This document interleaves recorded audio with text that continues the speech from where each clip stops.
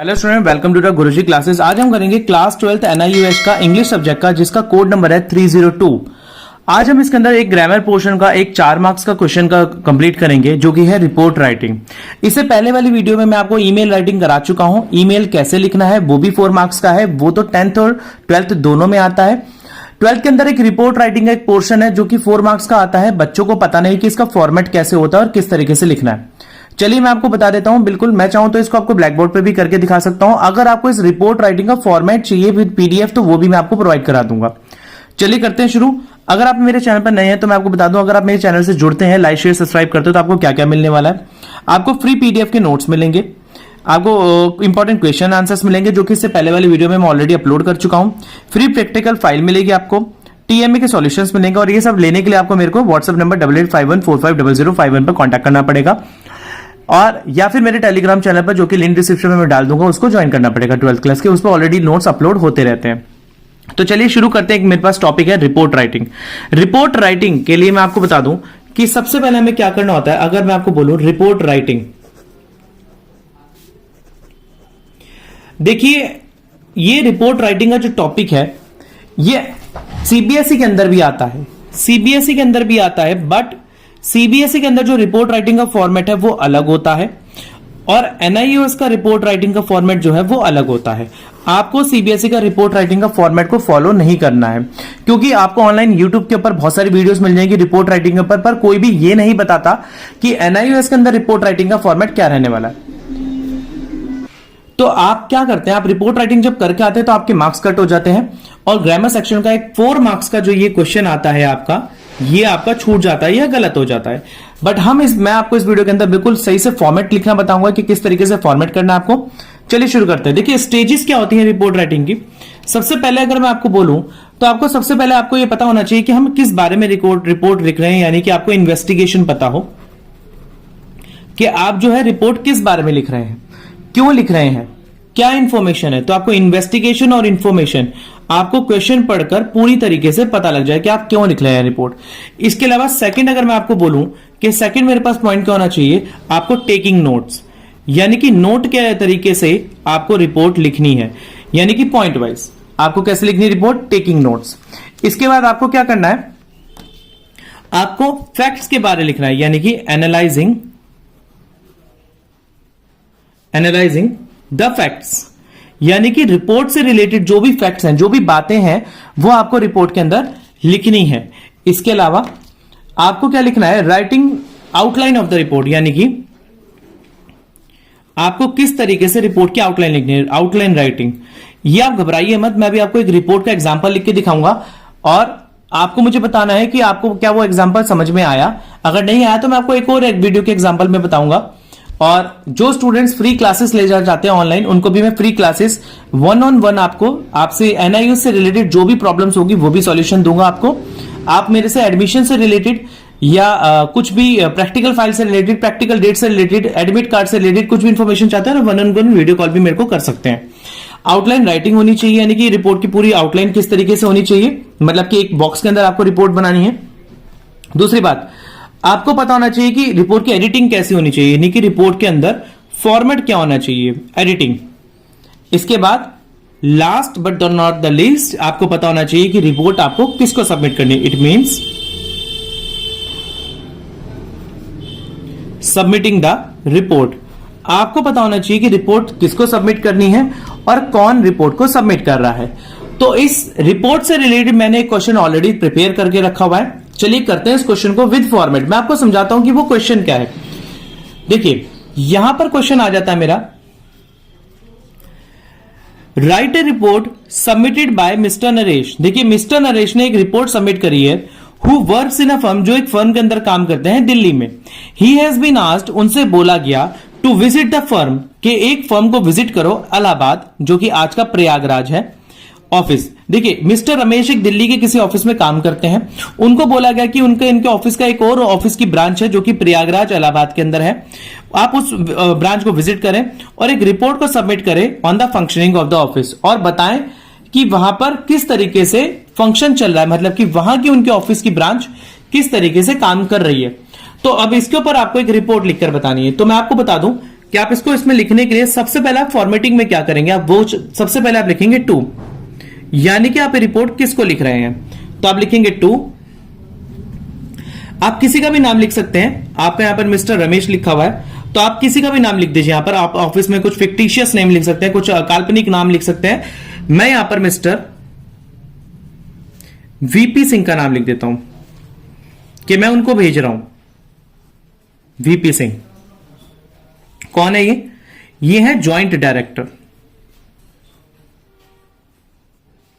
Joint director जो कि उस ऑफिस के हैं। और अब कौन भेज रहा है इसको, तो यहां पर आएगा फ्रॉम। ठीक है, बच्चे मेरे से पूछते हैं कि सर ये लाइन छोड़नी जरूरी है, तो आप ये लाइन को छोड़ भी सकते हैं और नहीं भी छोड़ सकते हैं, that is completely up to you. अगर आपकी राइटिंग बिल्कुल क्लियर है तो आप ये लाइन को मत छोड़िए, अगर आपकी राइटिंग थोड़ी सी दिक्कत होती है लिखने में तो आप इस लाइन को छोड़िए। इसके बाद आगे लिखेंगे हम फ्रॉम। फ्रॉम कौन है, यहां पर मिस्टर रमेश है, आप कुछ भी डाल दीजिए, वी रमेश डाल दीजिए, वी रमेश जो कि है असिस्टेंट डायरेक्टर।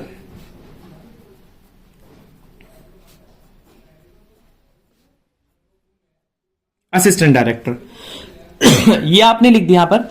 अब इसके बाद आपको मेन चीज क्या लिखनी है यहां पर, सब्जेक्ट। सब्जेक्ट आपको जरूर लिखना है, ये आपने सब्जेक्ट लिख दिया।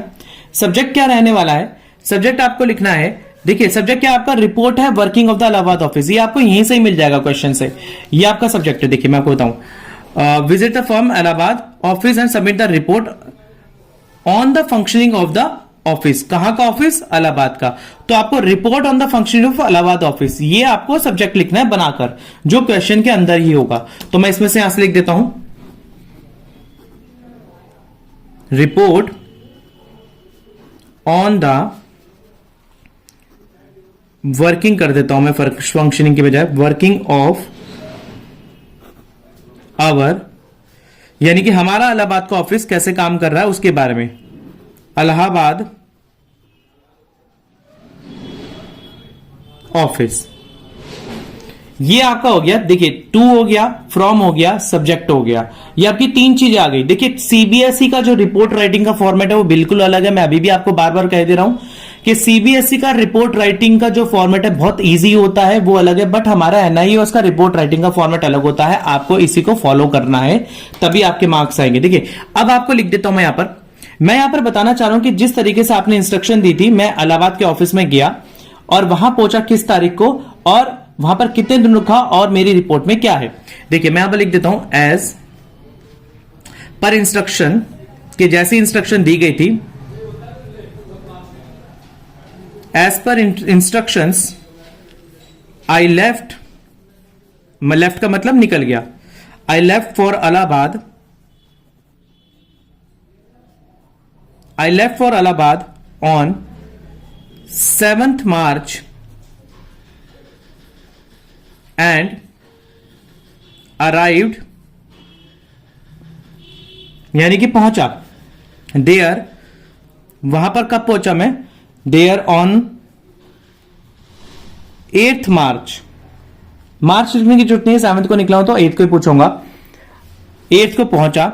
आई स्पेंट, मतलब मैंने कितना टाइम वहां स्पेंड करा, आई स्पेंड 2 days, मैंने 2 दिन वहां के ऑफिस में बिताए ताकि मैं वहां पर रिपोर्ट बना सकूं। I spend 2 days at Allahabad और my report is as follows, और मेरी रिपोर्ट कुछ इस प्रकार से है। My report is as follows. इसके बाद आपको सबसे पहले क्या लिखना है, देखिए अगर किसी ऑफिस के बारे में आप जानकारी देना चाह रहे हो तो सबसे पहले क्या होगा, वहां पर अटेंडेंस होगी, कि वहां के जो वर्कर्स हैं उनकी अटेंडेंस कैसी है, तो मैं अटेंडेंस के बारे में लिख देता हूं, अटेंडेंस, क्योंकि मुझे तो पॉइंट्स ही बनाने हैं ना, तो मैं तो कोई भी पॉइंट्स लिख दूंगा, यहां पर अटेंडेंस लिख देता हूं।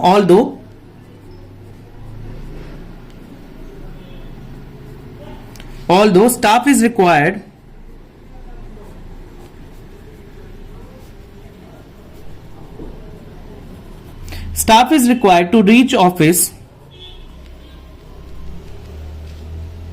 to reach office by 9 AM।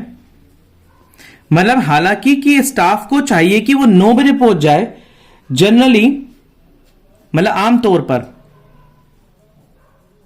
Generally no one observe the timing, no one observes, मतलब आज समय का कोई भी ख्याल नहीं रख रहा है। Observe the timing, no one observe the timing on the staff arrive at timing and member of the start, I am sorry मैंने स्टार्ट बोल दिया, members of the staff arrive, arrive का मतलब होता है पहुंचना, अराइव आफ्टर 9:30, मतलब 9:30 के बाद ही सब लोग पहुंचते हैं वहां पर, आफ्टर 9:30 AM। इसके बाद मैं क्या डालूंगा वहां पर, इसके बाद मैं डालूंगा यहां पर लीव रिकॉर्ड, मतलब छुट्टियों का लेखा जोखा किसने रखा वहां पर, ये मेरे को बताना है। देखिए the leave record is not maintain as per the company. देखिए मैं कुछ कंप्लेंट्स लिख रहा हूं, क्योंकि कंप्लेंट सब कुछ अच्छा तो होता नहीं है ना, जब वहां पर कोई मेन ऑनर नहीं है वहां पर तो कुछ कंप्लेंट्स ही तो होंगे ना। तो मैं लिखूंगा यहां पर the leave record is not maintained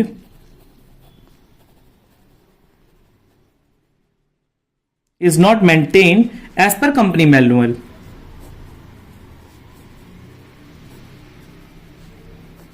company के हिसाब से कोई भी वहां पर छुट्टियों का लेखा जोखा नहीं रख रहा है। इसके बाद में पॉइंट डालूंगा कैश बुक, यानी कि जो कैश का काम है वो कैसे आ रहा है। देखिए आपको एक कंपनी के हिसाब से सोचना है। कैश बुक, कैश का काम कैसा है, the cash book has not been updated, मतलब कि कैश के अंदर कुछ लेखा जोखा ही नहीं है। The cash book has not been updated since, मतलब कब से, 28 मार्च 2000, हम इसको डाल देते हैं 2000, आप इसको 9 से डाल दीजिए कि 2009 से कोई कैश बुक अपडेट ही नहीं है, बहुत ज्यादा पुराना हो जाएगा। आप इसको डाल देते 2024 से, एक साल से कैश बुक मेंटेन ही नहीं है। ठीक है, इसके बाद मैं यहां पर डालूंगा इनवर्ड, इसके बाद मैं यहां पर डालूंगा ऑफिस मेंटेनेंस, कि ऑफिस की मेंटेनेंस कैसी है।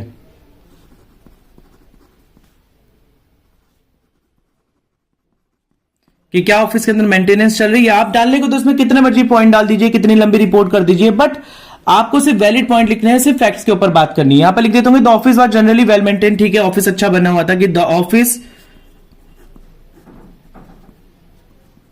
वॉज जनरली वेल मेंटेन्ड, अच्छा बना हुआ था ऑफिस, अच्छा साफ सुथरा था। ये मैंने चीजें लिख दी है। अब मैं ये बताना चाहूंगा कि अब मेरी तरफ से क्या सजेशन रहेगा, कि मैं 2 दिन वहां रुका हूं ऑफिस में, और मेरी तरफ से क्या सजेशन है उस ऑफिस के लिए। तो आपको सजेशन भी जरूर लिखना है। तो मैं यहां लिख देता हूं रिकमेंडेशंस, यानी कि मेरी क्या रिकमेंडेशंस हैं।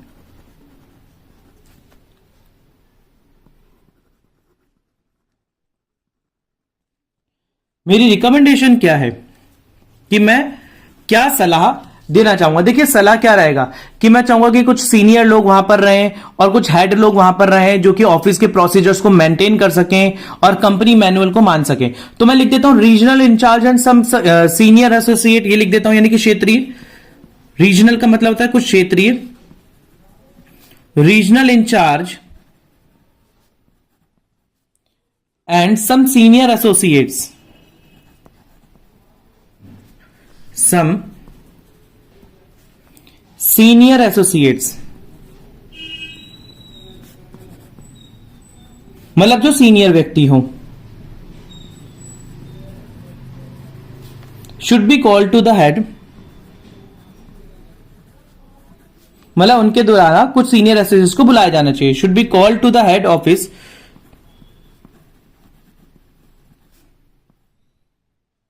Should be called to the head office, मतलब कि वहां के ऑफिस के कुछ सीनियर्स को हेड ऑफिस बुलाया जाना चाहिए and giving a briefing on inform office, मतलब कुछ ब्रीफ दिया जाए एंड गिविंग मैं इसको थोड़ा सा गलत लिख देता हूं, office and given a briefing, मतलब उनको दी जानी चाहिए एंड गिवन अ ब्रीफिंग, मतलब कि उनको ब्रीफ में बताना चाहिए, given a briefing on office procedures, on office procedures and norms, मतलब जो कंपनी की नॉर्म्स है as per the company manual.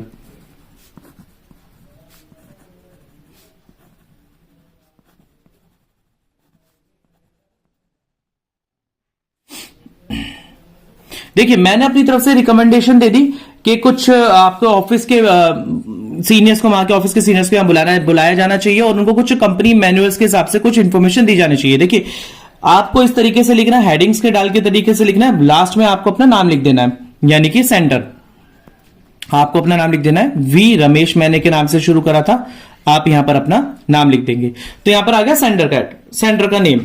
तो इस तरीके से आपको रिपोर्ट का फॉर्मेट करना है। मैंने आपको बता दूं कि पहले मैंने क्या करा, यहां पर पहले टू आ गया, फिर फ्रॉम आ गया, फिर सब्जेक्ट आ गया, फिर मैंने लिखा कि मैं किस बारे में लिखना जा रहा हूं, मेरे को क्यों दिया गया, फिर मैंने ऑफिस के बारे में लिखा, अटेंडेंस लिखा, वहां पर लीव रिकॉर्ड लिखा और सारी, फिर वहां पर कैशबुक के बारे में लिखा, फिर वहां पर ऑफिस मेंटेनेंस लिखा, फिर लास्ट में मैंने रिकमेंडेशन, यानी कि मैं क्या चाहता हूं, मैंने क्या देखा और अब क्या होना चाहिए ये लिखा, फिर लास्ट में आपका नाम आ जाएगा सेंडर्स रिपोर्ट। अगर आपने इस पूरी रिपोर्ट को इस तरीके से करा, लास्ट में आप इसको एक बॉक्स में बना दीजिएगा, और अगर आपने इसको इस पूरी तरीके से करा तो आपके 4 मार्क्स आपके पूरे पक्के हैं इंग्लिश के एग्जामिनेशन के अंदर। देखिए 4 मार्क्स मैंने आपको ईमेल में बता दिए, 4 मार्क्स इसमें बता दिए। हाँ मैं आपको एक बात और बता दूं कि ग्रामर सेक्शन का सिर्फ 1 मार्क्स कट सकता है, इसके अलावा अगर आपने फॉर्मेटिंग ठीक करी है तो आपके फॉर्मेट का एक भी नंबर नहीं कटेगा। इट मींस आपको 3 आउट ऑफ 4 बिल्कुल मिलने वाले हैं, तो आप बिल्कुल भी परेशान मत होइए। ग्रामर का 1 नंबर कट सकता है, so don't worry about that, but ये रिपोर्ट राइटिंग इसी तरीके से रहेगी। आशा करता हूं आपको मेरे द्वारा बताई गई रिपोर्ट राइटिंग समझ में आई होगी। मिलता है अगली वीडियो में। अगर आपको रिपोर्ट राइटिंग के कुछ प्रैक्टिस रिपोर्ट के कुछ क्वेश्चंस चाहिए तो मैं आपको प्रोवाइड करा दूंगा। अगर आपने मेरी वीडियो अब तक लाइक शेयर सब्सक्राइब नहीं करी तो प्लीज कर लीजिए। मिलता है अगली वीडियो में, तब तक के लिए धन्यवाद।